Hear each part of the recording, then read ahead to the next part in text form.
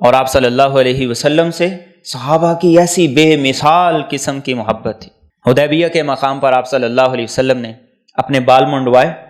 اور ایک درخت کے اوپر آپ نے اپنے وہ بال رکھ دی، صحابہ نے اس میں سے بال چن لیے۔ اب ہر صحابی نے جتنے جتنے اس کے پاس آئے وہ بال اپنے پاس لے کر رکھ لیے۔ ام عمارہ کہتی ہیں کہ چند بال ان میں سے میرے حصے میں بھی آ گئے، اور وہ فرماتی ہیں کہ ہمارے خاندان میں کوئی بیمار ہوتا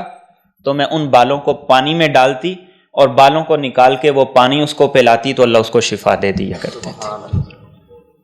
عتبہ بن فرقد رضی اللہ تعالیٰ عنہ، عمر فاروق رضی اللہ تعالیٰ عنہ کے دور میں جنہوں نے موصل کو فتح کی، ان کی 4 بیویاں تھیں، تو وہ چاروں کی چاروں خوشبو لگایا کرتی تھی تاکہ خامن کے سامنے خوبصورت بن کے رہیں، سلیقہ مند بن کے رہیں۔ تو کہتے ہیں کہ ہمارے خامن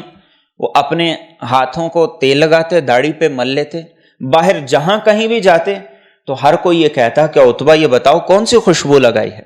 تمہارے جسم سے جو خوشبو آتی ہے وہ ہم نے کہیں بھی نہیں سونگھی ہے۔ تو عتبہ بن فرقد کہتے ہیں کہ میں بیمار ہو گیا اور میرے جسم پر آبلے پڑ گئے، چھالے پڑ گئے، میں اللہ کے رسول صلی اللہ علیہ وسلم کے پاس آ گیا۔ صحابہ اپنی جسمانی بیماریوں کے لیے بھی اللہ کے رسول کے پاس جایا کرتے تھے۔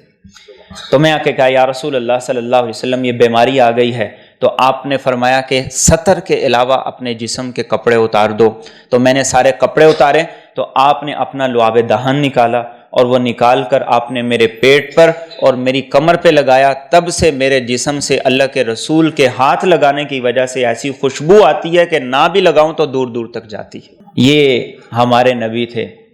کہ جن کا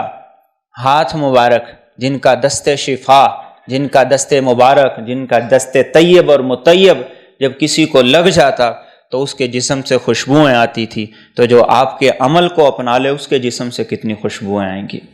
جو آپ کی سنت کو اپنا لے اس کا اللہ کے ہاں کیا مقام اور مرتبہ ہوگا۔